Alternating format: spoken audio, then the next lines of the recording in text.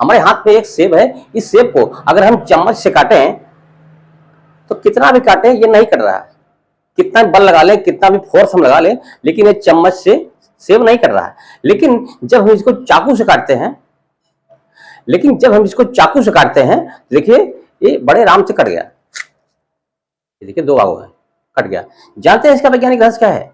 चम्मच से नहीं कटा, चाकू से कट गया। इसका वैज्ञानिक रहस्य क्या है साथियों? जब किसी बल को, किसी फोर्स को ज्यादा एरिया पर लगाया जाता है तो उसका असर कम हो जाता है, उसका इफेक्ट कम हो जाता है। लेकिन उसी बल को, उसी फोर्स को जब कम एरिया पर लगाया जाता है तो उसका असर बढ़ जाता है। अब चम्मच में धार नहीं लगी थी, इसलिए इसका एरिया ज्यादा था, इसलिए हमने इसके ऊपर जो बल लगाया उसका असर कम हो गया और सेब नहीं कटा।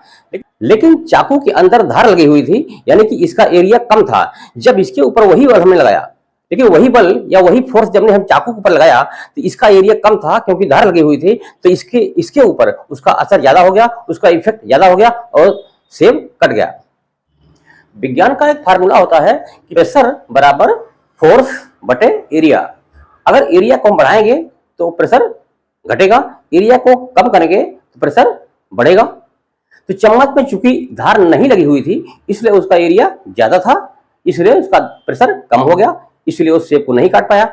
लेकिन चाकू के अंदर धार लगी हुई थी इसलिए उसका एरिया कम हो गया, इसलिए उसका प्रेशर बढ़ गया और उस सेब को काट दिया।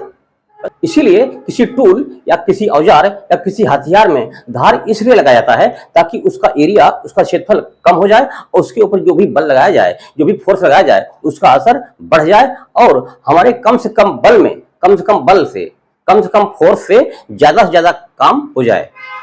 इसीलिए खुरपा हो, गणासा हो, फावड़ा हो, सब में धार लगाई जाती है। चाकू हो, धार इसलिए लगाई जाती है ताकि उसका एरिया कम हो जाए और उसके ऊपर जो भी हम बल लगाएं उसका असर ज्यादा हो और कम बल लगाने से ही हमारा ज्यादा काम हो जाए।